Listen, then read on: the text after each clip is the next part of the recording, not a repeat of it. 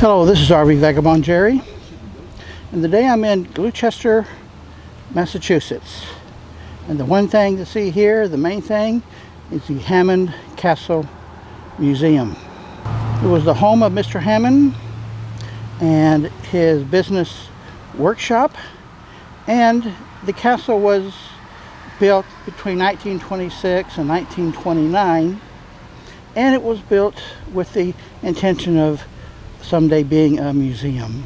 Mr. Hammond was the man who invented radio-controlled vehicles like airplanes and boats.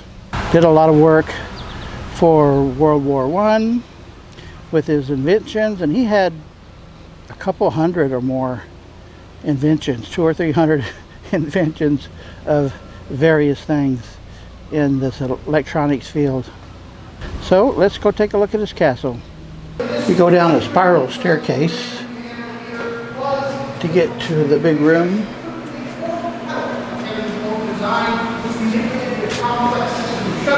Soundboard and gave the pianist superior control over that instrument's tone. And I can tell you that in the testing phase of the total pedal invention, this particular instrument standing before us now is played by notables George Gershwin, Igor Stravinsky, Leopold Stokowski, Sergei Rachmaninoff, collectively called the dynamic multiplier, or the dynamic amplifier, sort of early precursor of today's Dolby sound system, which allowed him precise control over volume EQ across a 5-channel, 25-speaker, 160-watt sound apparatus, which could, by some accounts, on some occasions, be heard as much as 6 miles over water.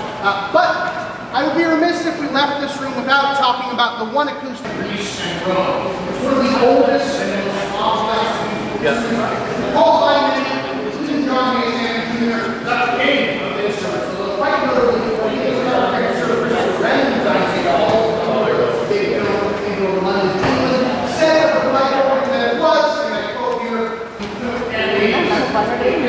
as much as he is, there was never a time step away, it's like, well, it's done now. It's always thinking about second artist, and here is the door to the outside. Let's go check that out. How's this view of the ocean?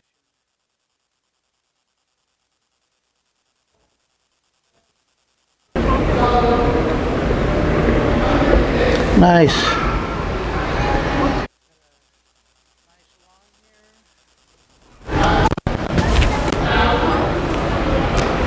They let you take a guided tour, which you heard a little bit of there, or you can just wander around on your own.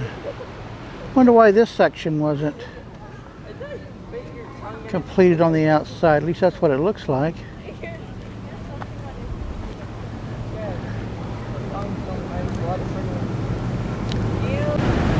Check out this piece of artwork way up there.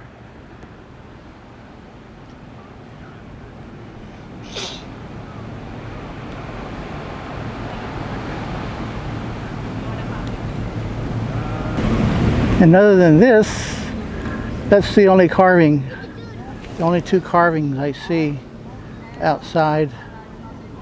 And this little bench is the only place to sit in this whole backyard here. There are a few locked doors, that one and this one with steps going up there. So there are some places where they don't want people to go. This backyard area for ceremonies. But this land is very slanted. It is not the least bit level. There's some purple flowers here.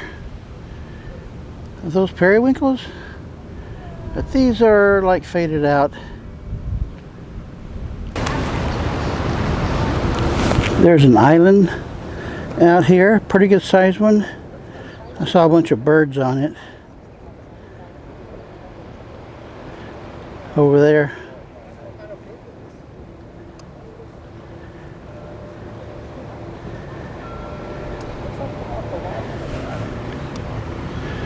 Back in the big room. Now let's go out the courtyard where they're giving a guided tour there. This archway here, Hammond essentially found in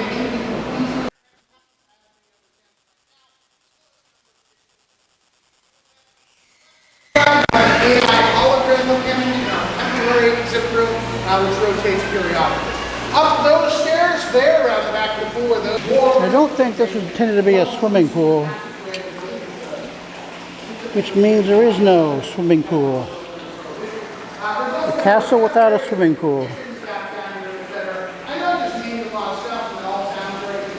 It is hot. The sun blaring down through that.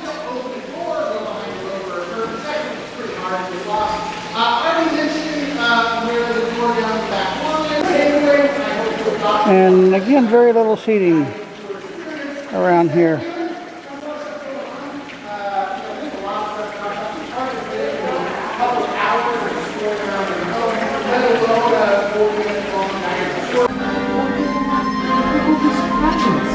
Here's some of his radio equipment.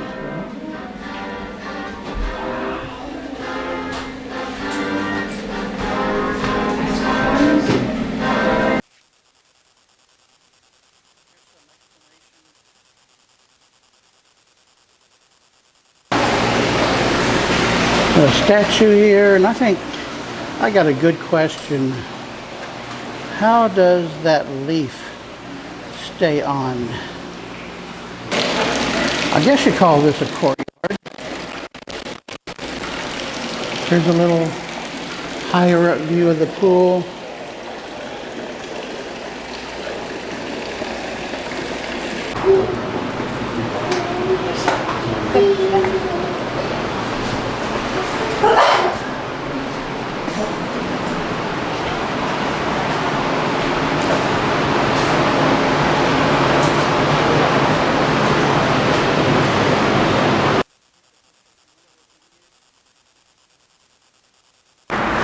And here's the kitchen. I don't see the stove.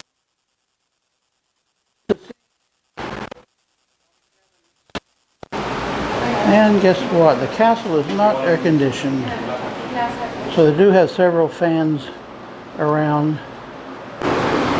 And then here's the library, of course. A lot of really old books.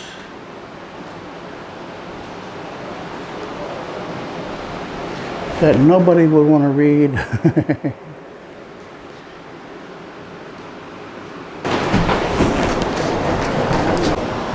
And this is right below the library room. So I guess you would call this a basement. Several seats here.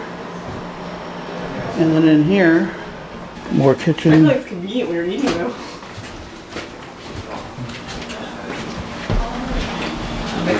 My mom had one of these. This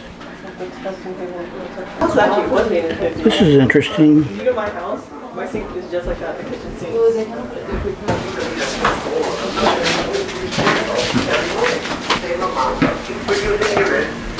Small table. Please be sure she'll be glad to let you have all the sweeties. One moment, please.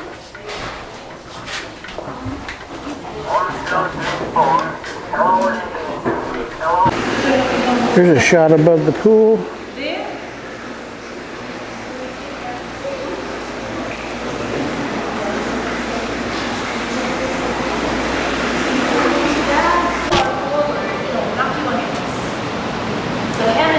The pipes of the organ are up here. And there's more of the organ pipes over here, right there, and these.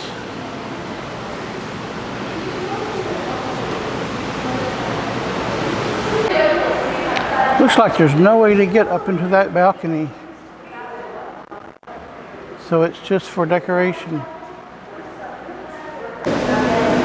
Here's a choir stall. I've seen in a church somewhere where in a choir room there was just dozens of these right next to each other. Don't exactly know who our inventor is. This is totally okay. The castle being cool is totally a valid reason to come to the castle today. But of course, once you learn about the man who lived inside it, I think it'll be a lot more easy. And why did this inventor decide to build a castle? That's a question that can only be answered by like a 35-minute tour. But here's the short answer. He says, I know one day my inventions will become technology of the past. Technology is ever evolving, ever changing, impossible to keep up with. Hammond, of course, stipulates that he'd like to be remembered for a more unique legacy. One literally set in stone, if you will. Figure one. This is the front of the castle. There's the drawbridge. See the chains going up there. Roads is in the Rhodes Scholarship. 1890 South African politics, extremely advanced. I won't get too into them, but just know that things eventually go. And here is the man's grave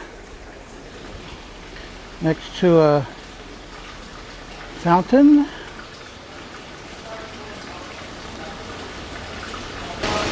This is the far right of the front of the castle.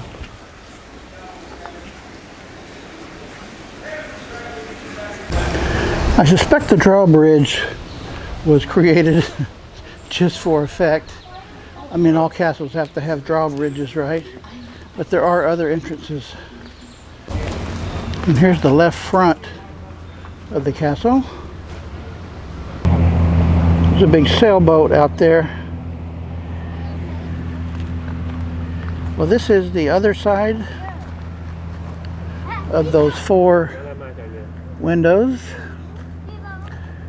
And this part here that looks unfinished, that was his laboratory, mostly, where he did his work. Well, that's pretty much it for the castle. Stop by and see it if you get to this part of Massachusetts. Good day, folks.